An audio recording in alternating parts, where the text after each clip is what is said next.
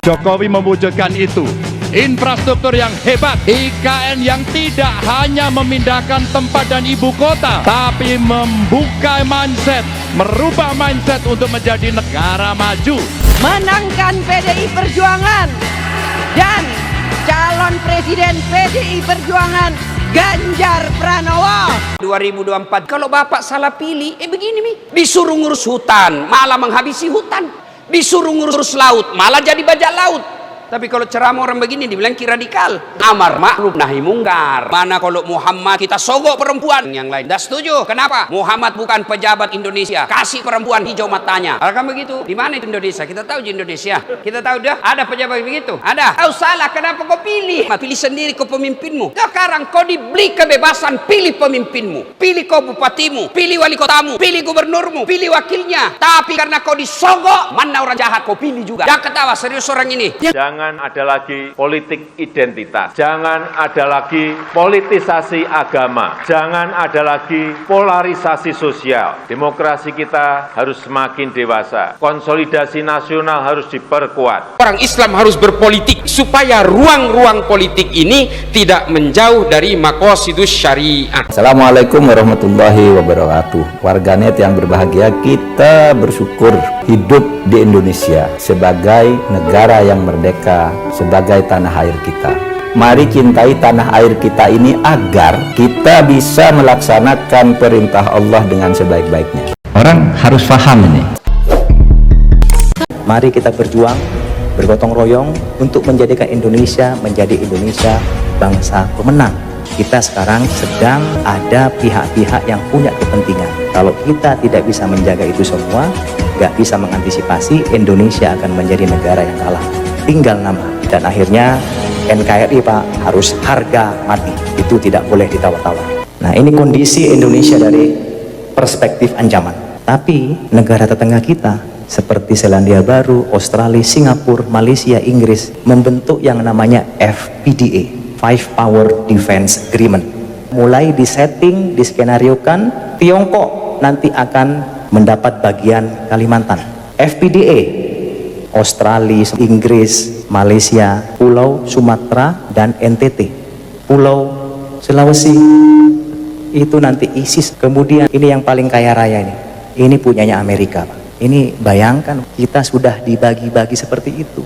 Makanya Panglima TNI Pak paling getol sekali. Beliau menyampaikan masalah wawasan kebangsaan. Kalau negara kita, masyarakat kita tidak kuat, Pak, seperti sekarang ini, mudah dihasut, diprovokasi, diadu domba, mereka akan mudah sekali membagi-bagi kekayaan bangsa kita ini.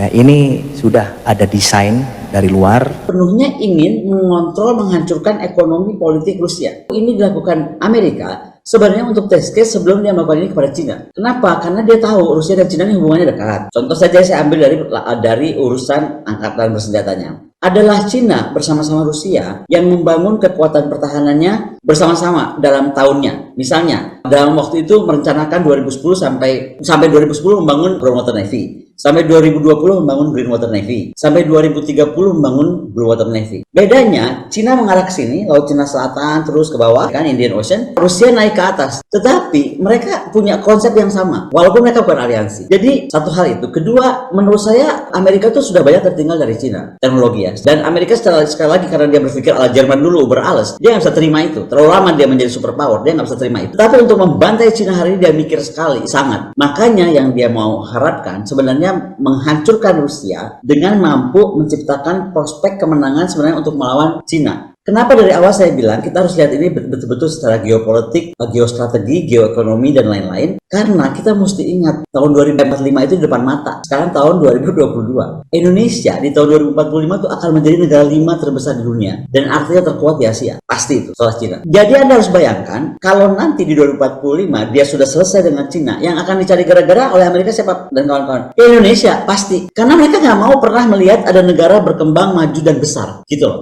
Attitude uber alles ini dari negara global north itu menurut saya sudah terlalu asik dimainkan dan enggak membiarkan ada lagi ruang untuk demokrasi, dialog dan diplomasi. Terbuktikan sekarang contoh kita ditekan. G20 itu bukan forum PBB, G20 itu forum ekonomi. Tapi kita berhasil ditekan. Pokoknya kalau nggak Zelensky dikasih ruang gitu kan, kita nggak mau datang. Kalau Putin hadir kita nggak mau datang. Ditekan kita tuh. Padahal kita negara berdaulat. Katanya selama negara demokrasi nggak saling menekan, harus saling menghormati. Kok nggak terjadi gitu? Toh kita pun melakukan itu. Toh itu yang dilakukan juga Zelensky pagi itu di less dari 24 hour dari kesuksesan hari pertama kita di G20. Jadi menurut saya, be very careful, karena menurut saya sabotase yang mampu dilakukan Amerika Serikat terhadap Rusia, Nord Stream-nya, lalu sabotase tega mensabotase itu kan punya Jerman juga, bukan punya Rusia sendiri. Itu kan Jerman sekutunya, tapi dia bisa menahbiskan itu semua untuk kepentingannya itu. Intinya ada agenda bersama menurut saya untuk anti Rusia menjadi elemen struktural membangun pentingnya persatuan dalam EU dan NATO. Itulah makanya kemudian dibuat common enemy. Ini kan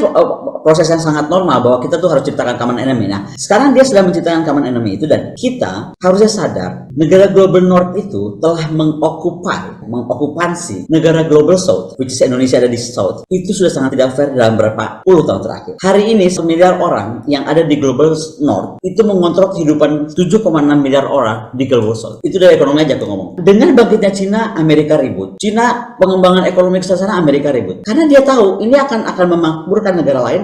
Posisi global north dan global south-nya akan saling berkejaran. Dan ini yang dihindari. The bad side of the story-nya, salah dia tuh bermain-main dengan api dengan Rusia. Ketika dia memainkan Rusia seperti ini, yang terjadi sekarang, global south akan makin kuat. Karena Rusia merasa dia bukan lagi north, dia dibetray oleh north. Dengan adanya BRICS misalnya, BRICS akan lebih kuat gitu. Belum lagi kalau kita bicara tentang bagaimana mungkin pembentukan currency baru. Bagaimana misalnya sekarang kita relying dengan pelajaran terhadap Rusia. Semua orang sadar termasuk Indonesia kan, oh kita relying sekarang kepada mata uang kita sendiri aja. Walaupun nggak mau bikin mata uang baru, tapi pada mata uang lain-lain. Nah, ini artinya kan juga melemahkan Amerika Serikat. Jadi kalau secara strategi perang, sebenarnya yang kalah udah Amerika dan kawan-kawan. Ukraina mah jangan dihitung kalah lah. Dia memang kalah dari awal, orang dia cuma boneka. Bukan Ukrainanya, the people who govern Ukraine today. Ukrainanya saya bersimpati sangat, saya sedih sangat. Saya berharap mereka segera bebas dari pemimpin zolim seperti Zelensky, karena yang akan membayar semua apapun yang dipinjam dari negara-negara NATO ini adalah rakyat Ukraina. Zelensky akan hilang segera. Itu akan merupakan sejarah. Itu dia cuma perlu panggung ini sebentar. Tapi rakyat Ukraina, negara Ukraina akan survive. Yang akan bayar semua hutang yang dibuat oleh Zelensky itu ya rakyat Ukraina. Itu yang saya sampai sekarang berdoa tiap hari tiap malam, Ukraina itu segera diselamatkan Tuhan lah gitu. Karena kasihan rakyatnya. Sekarang masuk era di mana perang itu berubah total gitu. Dan sekali lagi resikonya itu bukan saja diterima oleh dua negara yang berseteru atau beberapa negara yang berseteru, tapi dengan model seperti ini, yang model-model nggak pernah terjadi sebelumnya seperti ini akan ditanggung oleh semua orang. Yang paling parah di dalam perang ini terlihat betul bahwa nilai demokrasi itu gugur. Apa misalnya? Demokrasi itu mengajarkan kita berkomunikasi, karena kita tuh mesti saling membantu, saling sejajar, dan ini dan itu. Tidak ada perang seheboh ini gitu. Di perang ini semua faktor diplomasi itu ditutup. Even jangankan diplomasi, diplomat Rusia pun tidak dikucilkan. Jadi banyak sekali menurut saya kalau perang ini terus berlangsung dengan pepatah when you playing with fire you get burned. Jadi Amerika ini main-main api gitu dengan mengganggu Rusia, dan sekarang dia terbakar. Nah, masalahnya sekarang titik keluarnya tuh kapan Amerika dan NATO tuh dari masalah ini? Karena sekarang sekali lagi PR-nya bukan di kenapa Rusia atau kapan Rusianya, tapi dibalik kapan Amerika dan NATO itu punya muka atau punya harga atau punya keberanian untuk menarik mundur, atau sadar bahwa ini perang akan berkesudahan, atau mereka menemukan mandala perang baru, which is bisa masuk ke kawasan kita. Dan menurut saya hanya dua kemungkinannya. Apakah Taiwan akan dipindah mandala perangnya ke Taiwan, ataukah mandala perang Laut Cina Selatan? Menurut saya momentumnya tinggal tunggu tiga itu. Jadi bukan menunggu Putin, bukan menunggu Rusia. Dari awal saya kan yang sudah bilang bahwa Ukraina casing. Malah waktu G20 sedang berlangsung dan kemudian Zelensky membuat hoax gila-gilaan, dia kirim bom ke Polandia lalu menyatakan bahwa ayo aktifkan Article 5. Ini dari Moskow gitu kan. Itu kan sudah bilang yang bisa menjadi penjahat perang abad ini itu justru Zelensky. Bagaimana mungkin Anda kepala negara ada pertemuan di G20 di Bali sana yang jauh dari negara Anda, terus Anda bikin hoax berharap karena lagi ketemulah di G20 itu, maka kemudian Article 5 karena negara-negara NATO ada di sana itu diaktifkan. Makanya saya bersyukur sekali di Bali itu Pulau Dewata, Biden tuh waras. Coba kalau Biden nggak waras, Biden kan bilang nggak mungkin ini dari Moskow, terlalu jauh dia ke Polandia. Itu pernyataan Biden pagi-pagi. 3 jam kemudian Gedung Putih menyatakan bukan, itu bukan dari Moskow. Tapi kemudian dunia seolah-olah melupakan kesalahan Zelensky itu. Lupa bahwa kalau saat waktu itu Zelensky, kalau Biden itu tidak sedang sadar, kalau White House tidak membantah, benar-benar artikel 5 diaktifkan, selesai perang dunia udah dari kemarin-kemarin. Tapi kan kita semua seolah lupa itu gitu, dan terus aja membuat panggung untuk Zelensky dan Ukraina. Perang semesta itu kalau mengagumi perang Ukraina, seolah-olah rakyat Ukraina itu bisa survive 1 tahun. Ini kalau percaya dongeng Zelensky ya.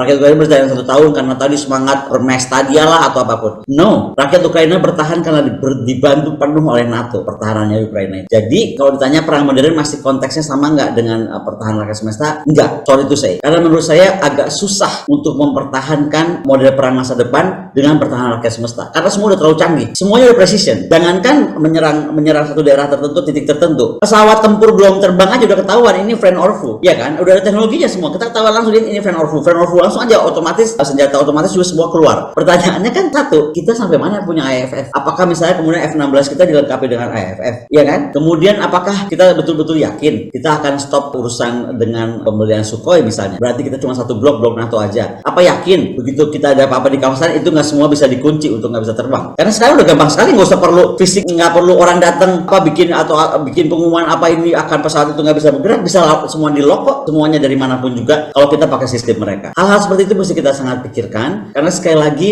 Indonesia itu harus memainkan dengan cantik positional alignment-nya, karena sekarang ini dunia sedang melihat ke sana.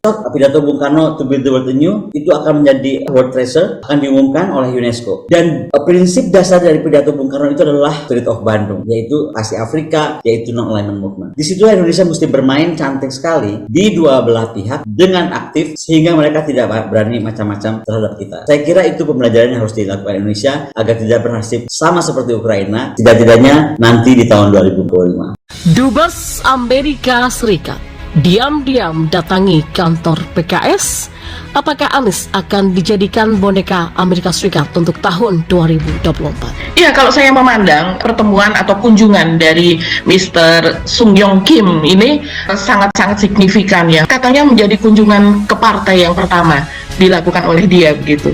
Dan kenapa dipilih PKS? Itu kan menjadi tanda tanya besar. Kita mengingat bahwa PKS selama ini digoreng oleh lawan politiknya itu sebagai partai dalam tanda kurung itu adalah partai radikal, juga partai yang menjunjung identitas seperti itu, dan juga sebagai Islam yang garis keras seperti itu. Tapi kenapa malah justru Amerika mendatangi PKS? Jangan doakan negeri ini yang jelek-jelek, ya. Bapak jangan salah paham nih. Oh, ini pendukung pemerintah. Oh, pemerintah itu bisa pergi dan datang. Tapi negeri ini tempat saya sujud, Pak. Kalau negeri ini tidak aman, kira-kira kita bisa ngaji nggak? Saya mau tanya sama Bapak. Jangan orang itu berpikir, oh, yang penting kita hancurkan, serang, buat kerusuhan, jihad. Loh, Bapak bisa lihat, loh, negeri yang dimana banyak teriak jihad, sekarang hasilnya apa? Sekarang hasilnya apa? Hasilnya orang Islamnya murtad. Orang Islamnya baris panjang di depan kedutaan besar negara-negara Eropa, minta suaka politik. Anak kecilnya diangkat ke negara sana, tidak punya masa depan, bahkan tidak dididik secara Islam. Pemerintah itu boleh pergi dan datang, rezim itu boleh berganti, menteri itu bisa ada dan bisa tiada, tapi negeri ini harus ada, Pak. Negeri ini rasa aman ini harus ada. Jangan karena kita terjebak pada kondisi tertentu, ya Allah hancur Indonesia. Jangan. Indonesia tidak boleh hancur. Yang hancur itu orang yang apa itu? Yang zalim, orang yang merusak. Dengan tingkat kepuasan yang akan sampai 82,2%, banyak yang meyakini analis politik satu suara mengatakan bahwa Jokowi adalah kingmaker 2024. Survei Indometer, Jokowi tak ingin legasinya dirusak oleh sosok yang tidak dapat dipercayai. Hasil riset lembaga survei Indometer menunjukkan kepuasan publik terhadap kinerja pemerintahan Presiden Joko Widodo mencapai 81,4%, dengan 9,6% diantaranya menyatakan sangat puas. Di tengah tingginya tingkat kepuasan publik yang menembus 81,4%, Jokowi menjadi faktor penentu dalam Pilpres 2024. Semoga Allah senantiasa menuntun kita di jalan yang diridhoinya. Aku qouli hadza, astaghfirullah li wa lakum. Wassalamualaikum warahmatullahi wabarakatuh. Terima kasih.